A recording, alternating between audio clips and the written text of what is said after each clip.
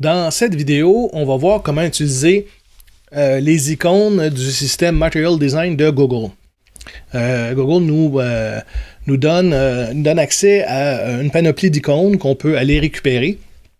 Donc, on va essayer d'intégrer ça dans nos pages web. Première chose qu'on doit faire, c'est d'aller sur la page material.io. On tombe sur cette page-là. Et pour aller chercher les icônes, on va aller dans les outils. Donc, ici, dans Tools, il y a plusieurs outils. Moi, c'est les outils d'icônes qui m'intéressent ici. Donc, je vais cliquer sur Icônes. Et là, on tombe sur la page qui m'intéresse, qui me donne accès à une panoplie d'icônes que Google met à notre disposition. Vous avez ici des façons de pouvoir rechercher, mettons juste des icônes qui auraient, au lieu d'être plein, ben c'est simplement des contours, des icônes peut-être plus ronds, je ne sais pas bien, avec deux tons, plus des formes. Donc, une façon de faire une recherche par thème ici. On peut aussi chercher par nom. Mettons que je cherche une flèche pour pouvoir mettre ça dans mon interface. Je pourrais taper Arrow. Et on a des flèches ici, donc je pourrais aller récupérer des flèches qui m'intéressent ici. Donc, comment on va faire pour intégrer ça dans nos pages? On va voir ça. Lorsque vous tombez sur la page ici, il vous montre ici le Developer Guide, donc comment utiliser cette bibliothèque d'icônes-là. Donc, on va aller voir le Developer Guide. Bon, ici, il nous présente plusieurs façons parce que ces icônes-là sont faites pour le web, mais pourraient être aussi téléchargées pour travailler avec Photoshop ou mettre ça sur un système Android ou iOS. Donc, nous, ce qui nous intéresse ici, c'est de travailler avec des icônes de type font pour le web.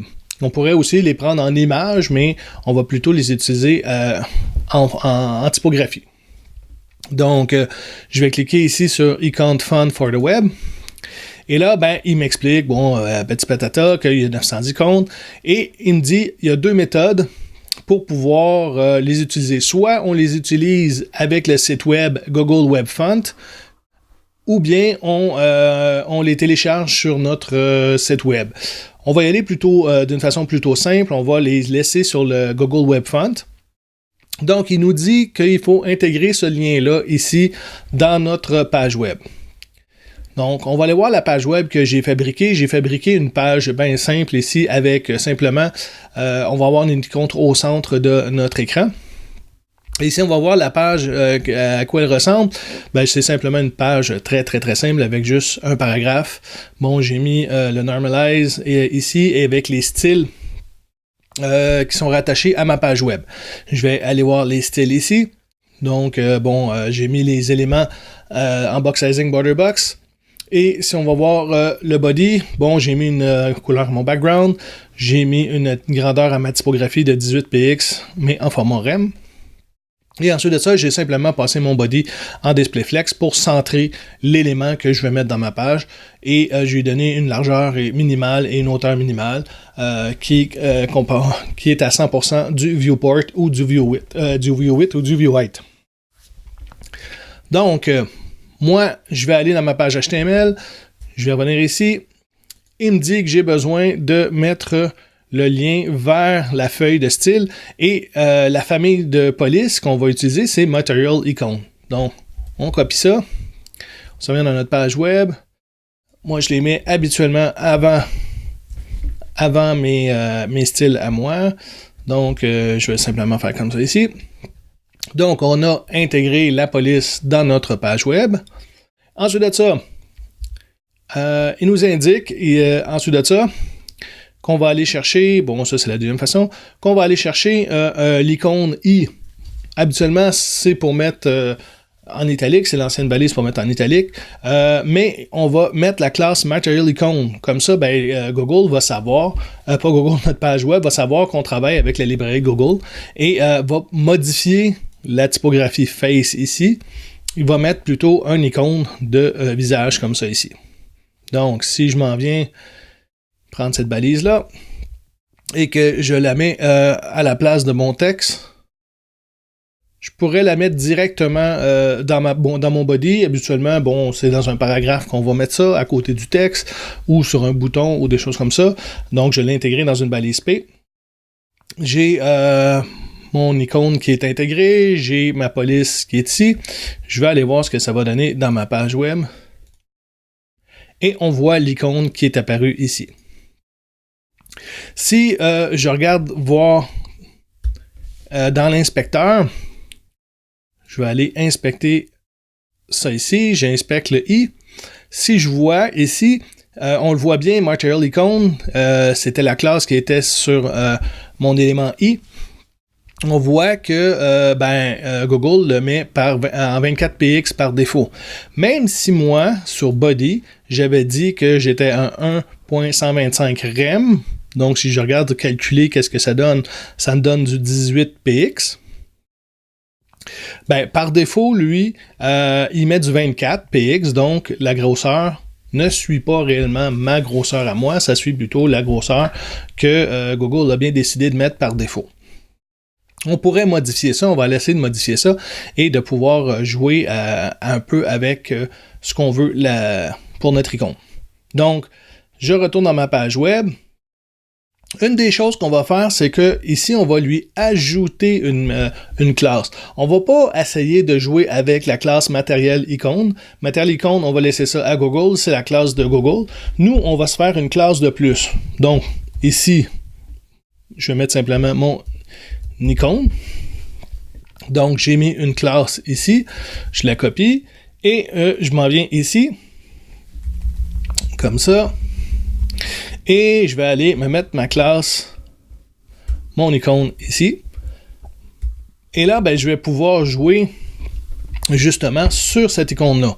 Donc, je peux lui donner une grandeur. Et là, je pourrais aller avec, peu importe, mettons 5 rem, qui est 5 fois la typographie de base du navigateur. Donc, le navigateur 16px. Donc, c'est 5 fois 16px. Si je retourne voir ici, bon, mon icône a grossi.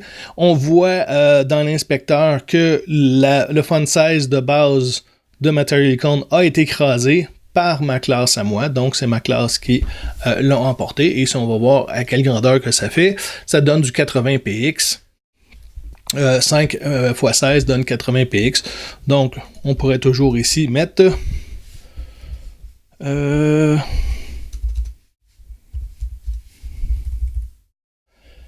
80px. Donc, on pourrait faire ça. On pourrait aussi changer la couleur. Changer la couleur de l'icône parce que présentement, bon, il a pris la couleur par défaut de... c'est la couleur par défaut de mon site à moi qui était noir par défaut sur le body. Si on voit bien ici, la couleur de ma typographie, c'est noir. Mais on pourrait aller chercher une couleur. Mettons, je copie celle-là ici. Je peux mettre Color et je colle ça là. Et en rafraîchissant, bon, j'ai changé la couleur de mon icône. Donc, on peut aller changer la couleur de l'icône, la grosseur de l'icône. Ça va pas mal bien. Et si on veut changer l'icône, ici, je vais simplement retourner en arrière. Voir la liste de tous les icônes possibles. Et mettons que je voudrais mettre un X comme ça. Je peux simplement le sélectionner. Et ici, il m'est apparu un petit menu que je vais ouvrir. Et là, on peut soit télécharger en SVG l'icône, ce serait une bonne idée aussi, en PNG. Bon, plutôt rare, lorsqu'on l'a en typographie ou en SVG, on va préférer ça que de le télécharger en PNG. Et il nous montre ici, en réalité, à quoi doit ressembler le texte de mon icône. Donc, c'est Highlight Off. C'est exactement le même nom ici. J'aurais pu copier le nom ici. Je m'en viens dans ma page web, dans ma page HTML, et je vais simplement changer ce qui est à l'intérieur de mon élément i, Highlight Off. Et je reviens ici, je vais recharger et mon icône a changé. Donc, c'est vraiment très facile d'utiliser les icônes de The Material Design. Une fois qu'on a mis le système, on peut simplement sélectionner l'élément, l'icône qu'on veut et aller copier le nom de cette icône-là et on le modifie et ça s'affiche dans notre page web et c'est assez rapide à faire.